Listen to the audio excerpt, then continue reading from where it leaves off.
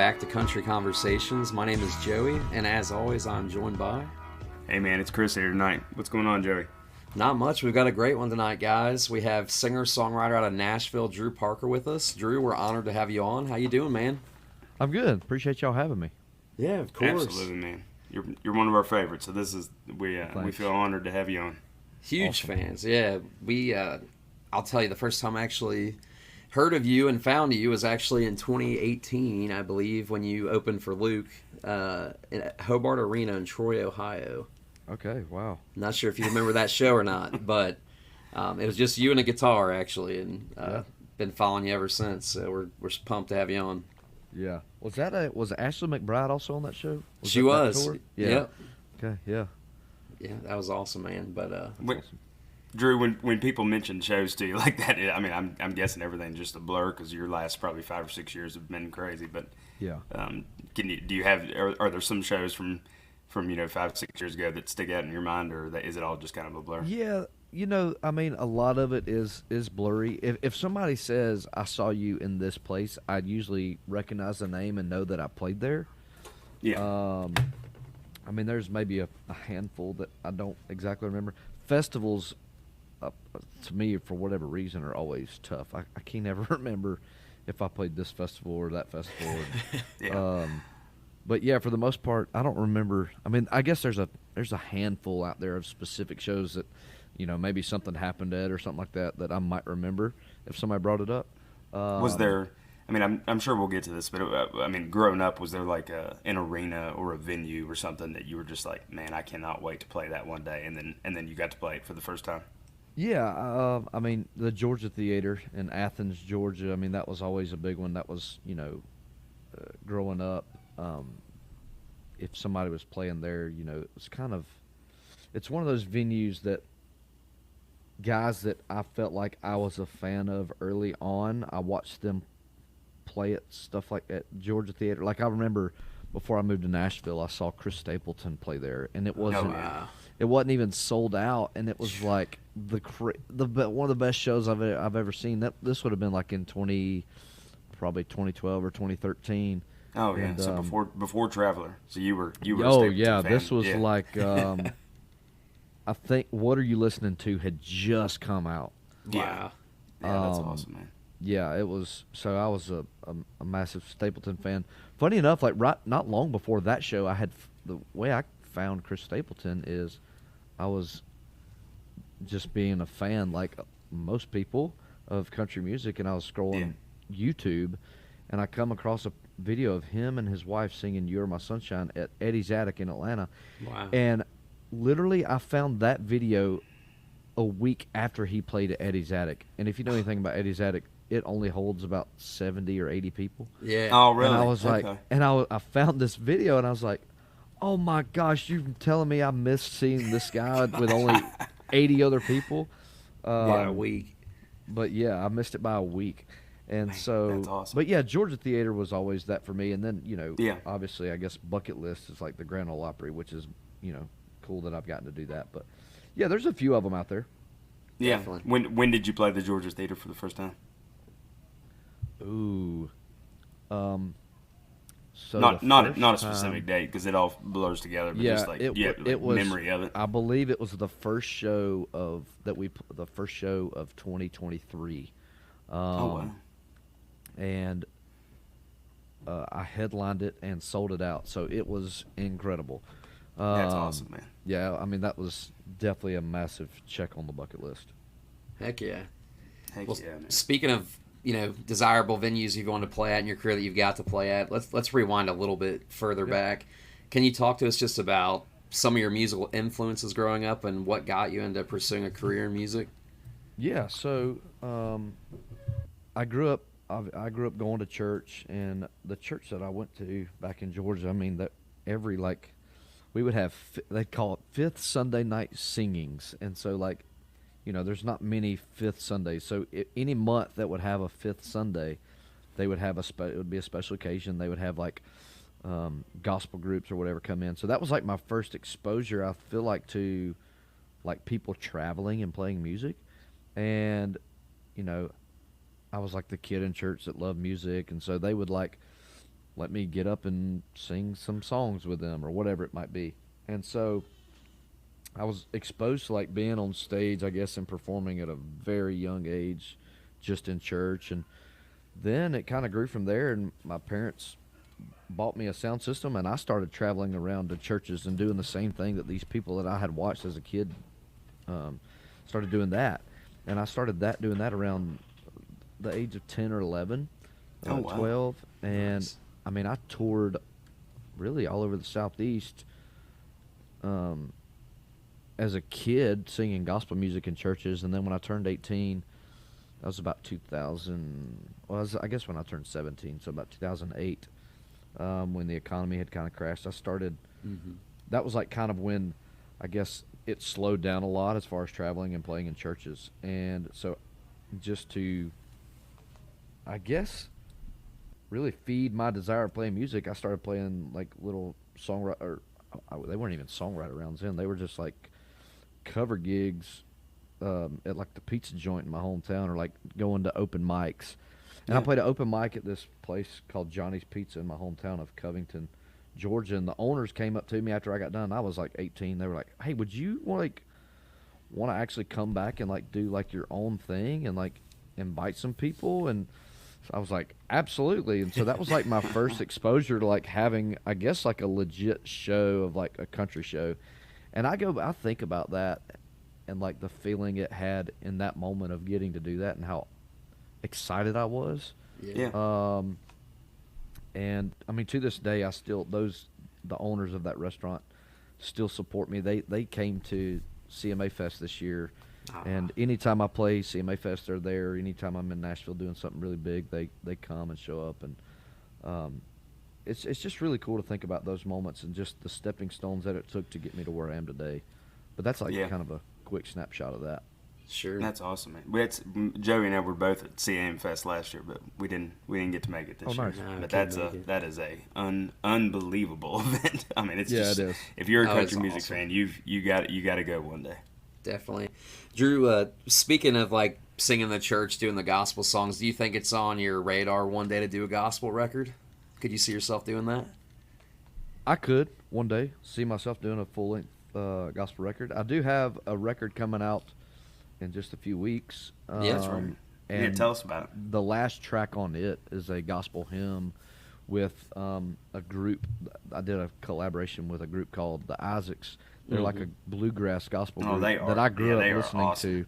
to. Yeah. Yeah, I grew up listening to them, and so I wanted them to do this. I wanted to do a gospel hymn for my record, and then I was like, man, how do I make this like extra special? And I was like, well, I could get the Isaacs to do it, and they were gracious enough to do it, and so I'm super excited about that. But yeah, I think I could see myself doing a full gospel record one day. That'd be awesome, man. Speaking of, I can't wait to hear that track. Yeah. Sonia's voice is one of my favorites, and Oh, she's and the best. the Brothers of the Heart, the group with Jimmy Fortune Yes. and the one their two albums that they've Bradley put out Walker. in the last couple years. Yeah. Bradley Walker's voice. Oh my gosh, Yeah. man. That is some of my You're a favorite real listen. music. You're a real fan of music if you know like that kind of stuff. Oh man, that is Yeah, that's awesome. it's that's a 1 o'clock in the morning YouTube. Oh, yeah. Came across. They did a couple shows in Nashville, and I mean, I'm just like screaming at my fiance at 1:30 in the morning. I'm like, you got to get in here and listen to this. This is amazing. Mike Rogers, who is in that group, he is Oh, one yeah. of my favorite. He's one of the best singers that has ever lived, in my opinion. yeah, I knew Mike kind of through playing guitar for Craig Morgan, but I didn't know he sang until that. And his voice, he's got an awesome voice. Such a good harmony singer. So good. Yep. Yeah. definitely. Well, Drew, you mentioned you got the record coming in a couple weeks, July 12th, Camouflage Cowboy. We're stoked to hear it. I'm sure all your other fans are too. You want to talk about the album and what's went into that process of creating, writing, and producing all that? Yeah, it's something that I'm super excited about, super excited to get out. I've been wanting to do a full-length project for a long time now. And the timing was right. It's time to do that. And, when I started thinking about, what what do I want this album to be? And I think I want people to really, I wanted to open up who I am to the core. You know, I love country music with my entire heart. I've been a fan of country music in general for so long. And so I started thinking about, okay, well, who am I in that? When I'm a part of country music, like what story do I want to tell that may not have been told, you know? And so I started just thinking about that and took, you know, I had already compiled some songs but I want to talk about the Lord and kind of my faith. And so there's a lot of songs about faith. There's a lot of mentions of faith. You know, there's no way that you would not know kind of where I stand in my faith if you listen to this record and who I am as a dad. I mean, there's a song I wrote on here. My daughter is actually a co-writer on because she gave me the idea for the song. Oh yeah, That's we sweet. saw that. And, That's so cool. And so there's like that, and then there's the gospel hymn on the back end of it, and the title track, Camouflage Cowboy, is a song that I wrote by myself. And I was out over in Europe with Luke Combs, touring with him last year in October, and you know, me and him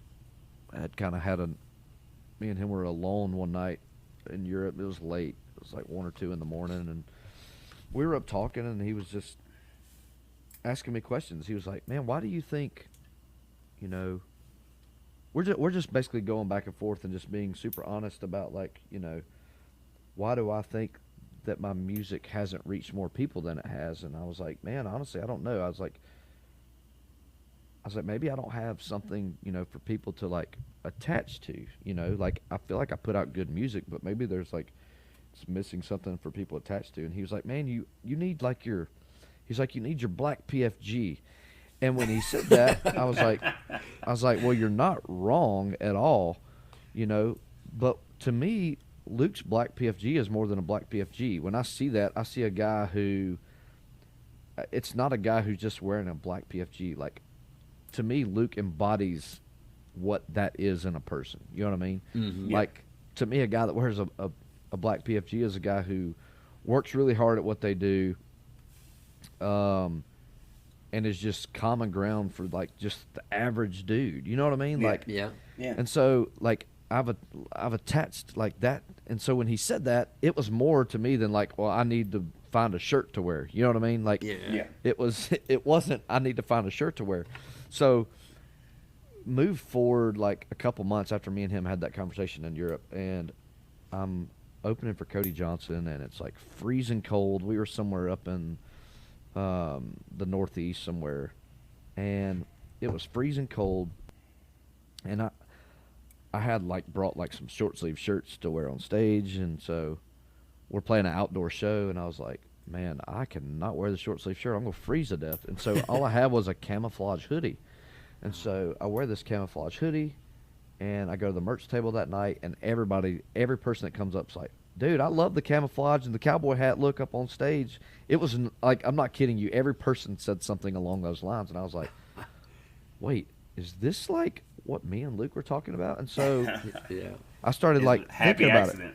it. Yeah, for sure. And so then the next weekend, I like did the same thing, and more people said it. And so I was like, okay, well, maybe this is like something for people to identify to. I said, the kind of guy I am as an artist, what are they identifying with? Like, why, you know? And so me being a songwriter, I was like, man, there's more to this camouflage shirt than just a camouflage shirt. What does a camouflage shirt symbolize? Well, it's camouflage shirts. People wear camouflage to hide from something. You're hunting and they're hiding from something. I was like, but what if you wear a camouflage shirt to not hide from something anymore, but you use that camouflage shirt to say, listen, I'm wearing this to show you that I'm not hiding who I am anymore, and I'm going to wear every emotion on my sleeve, and I'm going to open up my heart. And it's honestly a song about not specifics, but like the root of kind of like some mental health things that, you know, I've gone through like in the past or whatever.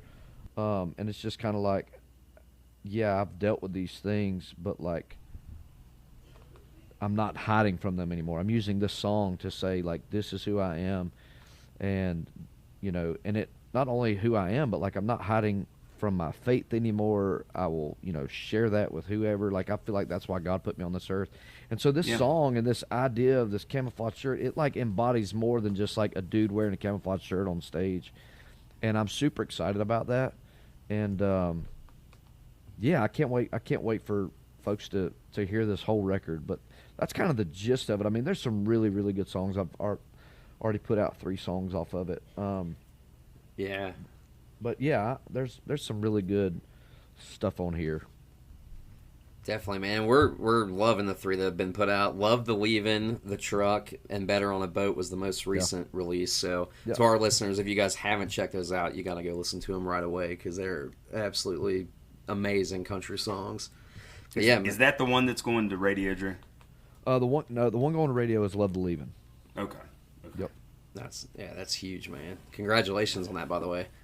That's Thank you. awesome. Yeah. Yeah, and I mean, just kind of to circle back on that conversation you had with Luke, like, I mean, I'm sure that you go through, ups and downs of a career, but like, you've already established the people that love country music already love you, Drew. So I mean, just always know that. I mean, Well, you've got a huge fan base out there. Your voice, your songwriting, everything is stone cold country, and people love your music. So just always know that. Thank you. Definitely. And speaking of your songwriting, Drew, you've written a lot of heavy hitters for other people in the industry. Are you at a point in your career now that you're putting out a major album where you're holding those songs more tightly, closer to yourself? Are you still in the realm of you would let one go to the right artist, or how do you feel about that currently? Oh man, that's a struggle. I that's something I struggle with at all times. Now that this full length record is kind of done, and I won't. I mean, this will be the last bit of music I put out for probably a while. You know what I mean? And so, so with that being said, anything I've written, since this record's been done and for the foreseeable future will definitely be up for grabs, unless I just write something that's like so personal, and I'm like, I don't want anybody else to sing this. Like, Sure. Like even if I may never record it, like at least I've got to hold on to this until I know for sure whether I will or will not record it, kind of thing. And so, which those songs don't come around often, Sure, yeah. really. I mean, I would venture to say that I've never really written a song that was like, I guess Camouflage Cowboy, I wouldn't want anybody else to record that. I wrote that by myself, and that was a very like personal and the most vulnerable I've ever been writing a song. And so I wouldn't want anybody else to record that. But like when I'm thinking about this record, I don't know that there's anything on it that wouldn't have been up for grabs, if that makes sense. Yeah. There's going to be one song on it that has actually been recorded before. Yeah. But I mean, don't you think as a songwriter, I mean, you've probably written so many songs that it's like, I'm gonna pick the ones I want, and it's not like you're just out there writing 12 songs. I mean, you've got. Oh, for sure. Yeah, that was. The list when I first started working on this record. I mean, I had like a list of like 30 to 40 songs, 35 songs. Oh gosh. Yeah. That I was like, tell this the is people. gonna I mean, you're hard. Do you view yourself? I mean, now you probably view yourself more of an artist, but I mean, you got your start really as a songwriter, right? Yeah. Yeah. Yeah, I mean, so it's funny because people are like, well, what made you move to Nashville? Well, I moved to Nashville because I wanted to be like a singer, and I want to be an artist. I want to be on the road. And I got here, and I like started writing songs and fell in love with that process, and like started having success doing that. Yeah. And so, I started getting viewed as a songwriter, but like that was never really the intention. That was just something that just kind of happened. And so like I feel like now I'm actually doing what I moved here to do and what I've always wanted to do, which has been interesting.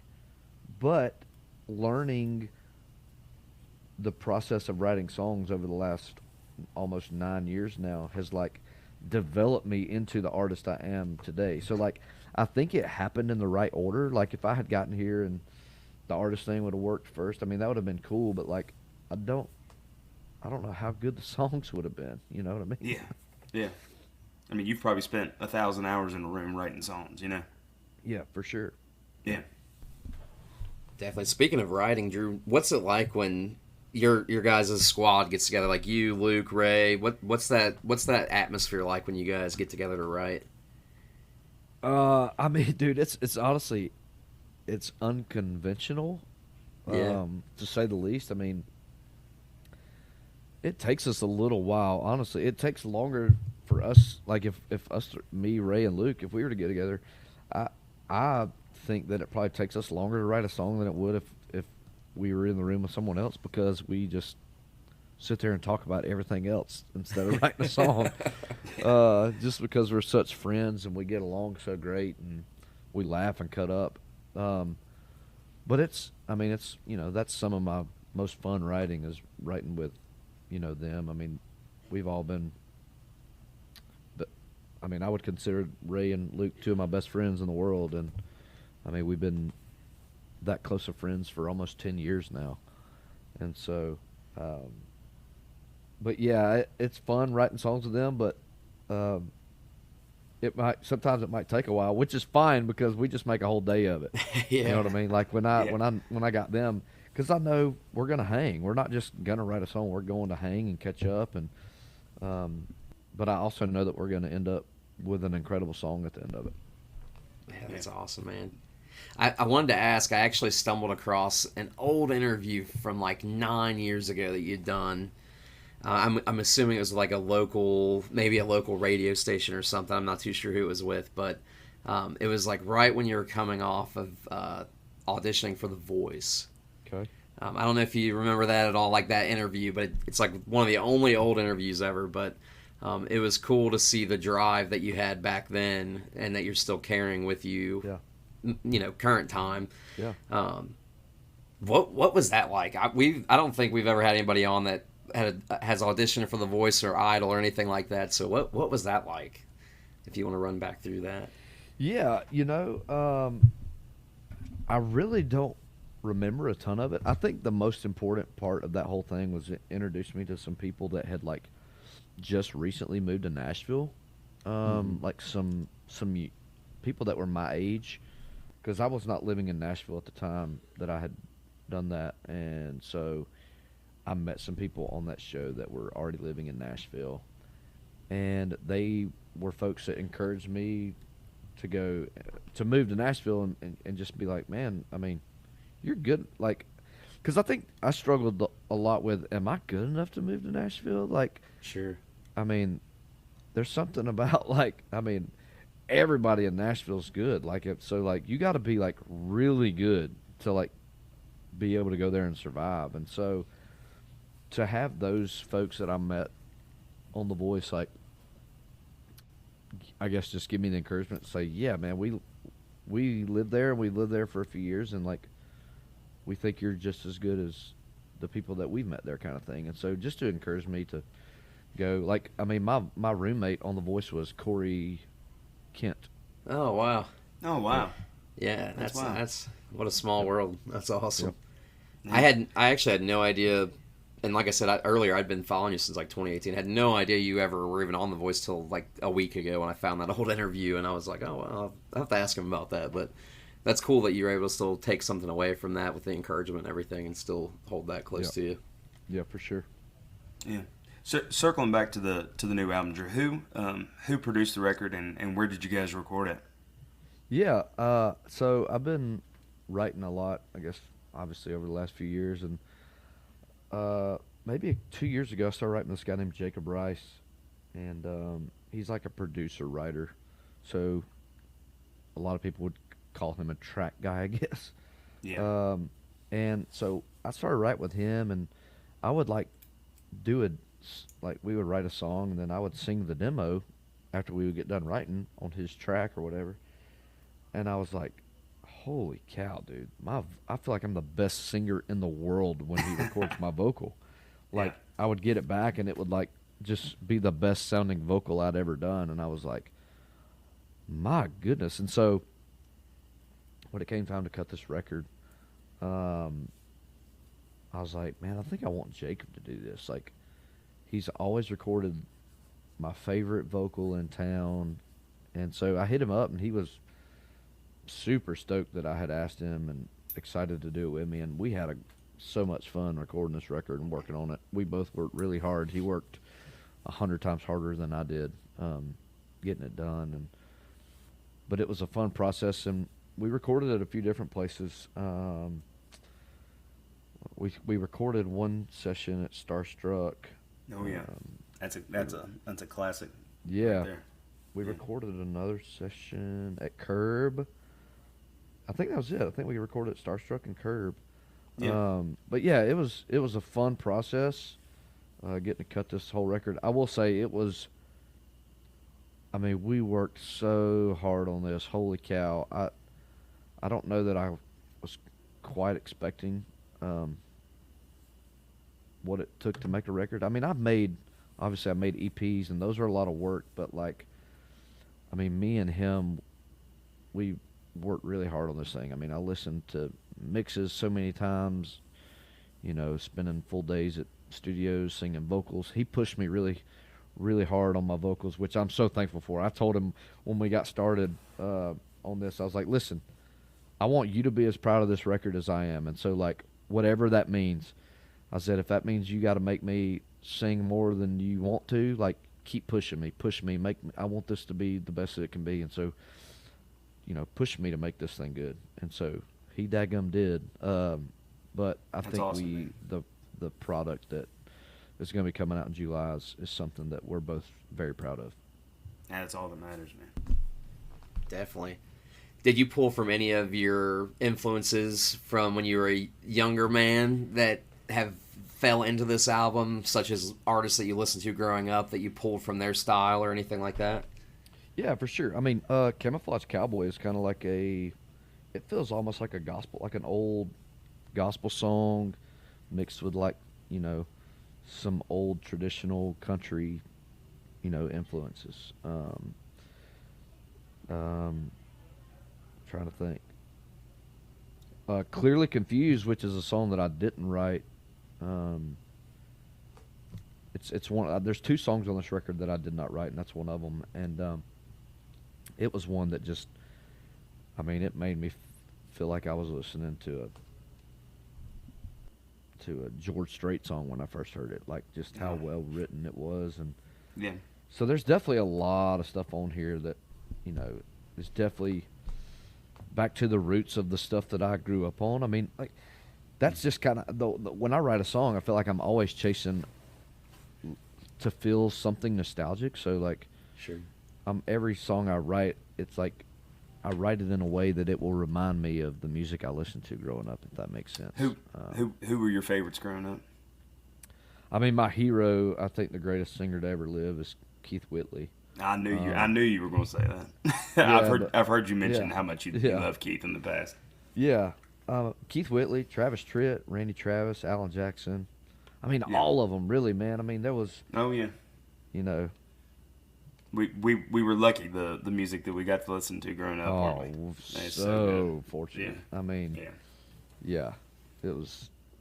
It's so funny because, like, I think about nowadays, like how much music there is available Yeah. out there, and like compared to when we were coming up, I mean, there wasn't a ton, and like how good the stuff that made its way, like poked its head out. You know what I mean? Like the stuff that like really stood out, how good it is. And how timeless it is, and how it's still just And it as kinda good is- now as it was For then. sure, for sure. But it also like makes me nervous that like, is there somebody out there right now, like young kid, that is like the best thing we've ever heard that we don't know about because of how much music there is available? Yeah. Yeah. That's a good Like, point. imagine if there was as much music in the '90s as there is now. Would Ronnie Dunn have stood out like he's one of the greatest singers ever. Oh, yeah, Absolutely. absolutely. So like I'm like, is there another guy out there that is just one of the greatest singers ever that we just haven't heard yet? Because I mean, maybe, but I just think the cream rises to the top. I hope just that think- that's true. I feel Yeah. that way too. But like, Yeah. it also like, I don't know. But then there's guys that go against the argument of like Zach Top, like he's man. like a cream will rise to the top kind of guy, right? Yeah. He is, yeah. He is. So- Zach is. He's got that style, man. He's very timeless. He could have been out back in the '90s, just he's like you. incredible, You know. man. Yeah. He's yeah. incredible. We had him on. His story's really good. Really good. He was still. I think he was still working construction when we had him on a couple years ago. Yeah. That's funny. awesome. Yeah, he's a good dude. Yeah. Cool, man. So, Drew, when you're not on the road, which I know probably takes up a ton of your time and writing songs and all that, what are you doing at home for fun? What do you spend your free time doing? I mean, a lot. I mean, really being a dad and a husband first. Yeah. But honestly, I've been into like kind of getting inspired by watching some different TV shows and stuff like that. Yeah. I thanks to COVID, I became like a video game nerd. So like, Nice. I kind of fell in love with like playing video games late at night. Thanks to COVID, I had never played video games in my entire life. Really? Until the pandemic happened, but I didn't have anything to do. Me and my wife had just had a baby at the beginning of the pandemic, and I would stay up late with the baby, and I didn't have nothing to do, and so like I just kind of started playing video games, and then I kind of started liking it, and so That's awesome. but just anything any other normal guy would do, you know. I love the Yeah. outdoors. I love the same thing that I feel like the people that would listen to the guys out there that would listen to my music, whatever they love is the same stuff that I love. You know what I mean? Yeah, that makes Yeah. sense. What Yeah. I have to ask, man, I'm a gamer myself, so what are you Yeah. playing? Well, so at the beginning of the pandemic, I bought a little iRacing simulator setup that's to like sweet. race like NASCAR and stuff like that. And I met a bunch of guys through that like played other stuff, and so we moved into playing a game called Hell Let Loose, which is a World War II Oh, game. yeah. And then from that, I got introduced to Call of Duty. And Yep. so now I'm just addicted to Call of Duty, and that's what I've been playing for, like, religiously for the last 2 years, I guess, is Call of Duty. And I've tried to go back and play Hell Let Loose, and it's just way too slow. Yeah, I've heard that. I never got into Hell Let Loose. I never tried a great it. But, game. I've heard it's amazing, but I'm Yeah. I'm also a Call of Duty addict. So Yeah. Warzone every day. Yeah. You know. Get on with If the I- boys. If I was not doing this podcast right now, that's definitely what I would be doing. I think I could agree, my man. As soon as we wrap it up, I'm probably gonna hop on the sticks for a little bit. No. Yep, same, But, same. Yeah, that's funny. awesome, man. Cool. Drew's an hour behind us, so it'd be Yeah. easy for him to play. That's right. Yeah, That's right. Yeah. Cool. Well, go ahead, Chris. Sorry, I didn't mean to cut you off. Oh no, I mean it's just we're just thankful to have you on, Drew. This has been a great conversation. Yeah. I would say that I guess my last question would be for someone like you that's in the industry. Like when Joey and I go to Nashville, you know, we see Nashville, but we don't really know Nashville. I mean, how would you describe Nashville to people and just the vibe of the city and kind of what's going on in Nashville from an artist perspective as opposed to, you know, people that just love country music that show up to the city? I mean, you know, the music side of Nashville, which is when I hear Nashville, I just think of the music business immediately. I don't think of a town. I don't think of Broadway. I just think of like, it's almost like a corporation. It's like, where do you work? I work at Amazon. Well, where do you work? Well, I work at Nashville. It's like, and I almost hear it as that way. Yeah. And in that sense, it's a very small town, a very tight-knit community. I mean, everyone is connected in some way or another. And I would imagine if, you know, the person that I feel that I'm probably the farthest connected from, like, you know, I could probably text one person and get to that person, you know. So it's the degrees of separation are not very far away. So even though it's got to be one of the fastest growing cities in the country, Oh, you know, for it's like sure. it's kind of Yeah, like when you absolutely. view it that way as opposed Yeah. to like how you view it. it's like two Exactly. different worlds, you know. It is. It's a very fast growing place, and but yeah, the music business is so small, and the cool thing about country music is we care about each other, and we root for each other, and if one person succeeds, we all succeed. Oh yeah, yeah. And Nashville so or the country music is definitely it on a wave right now, man. it Country- is, man. Oh, yeah. it's man, it's I think country music right now is the biggest it's been since the '90s. Yeah, Yeah. absolutely. And which is fun to see. It's cool to be a very, very, very, very, very small part of that. And I hope to continue working hard and put out this record, and I hope that my very, very small part turns into a little bit more of a part of having a hand in that. So, but I can't, I think about all that, and I work really hard, but I can't do it without the fans that I have, and I'm so thankful for the folks that show up and stream the music, buy the music, share a post on their socials, and show up to a show. I mean, all I've ever wanted to do when I moved here 9 years ago, like my goal was to be able to play music or be involved in music and support my family doing that. So whatever that meant, whatever Yeah, it, there was no like financial goal. It was just like, okay, pay my bills, support my family doing music. So to get to do that is all I've ever wanted, but I can't do that without the people that support me. And I'm always very adamant to say not only thank you for letting me do this because this is all I've ever wanted to do, but like thanks for allowing me to support my family doing this because that's the most important thing. And I hope that something I say or sing or do is a reflection of how thankful I am, and just using the gifts that I think the good Lord gave me, to shine a light on my faith and just all those, just everything that I think you need to be a good human and a good man and a good dad and a good husband and a good friend. So yeah. Awesome. Well said, man, for sure. Well, folks, this is Drew Parker here on the show tonight. Camouflage Cowboy coming out July 12th. Make sure you guys go pre-save that, stream it when it comes out, purchase it on iTunes, call your local radio stations and ask them to play Love the Leavin'. that's right. I appreciate y'all. Yeah, man. Do you want to tell our listeners where they can find you on social media?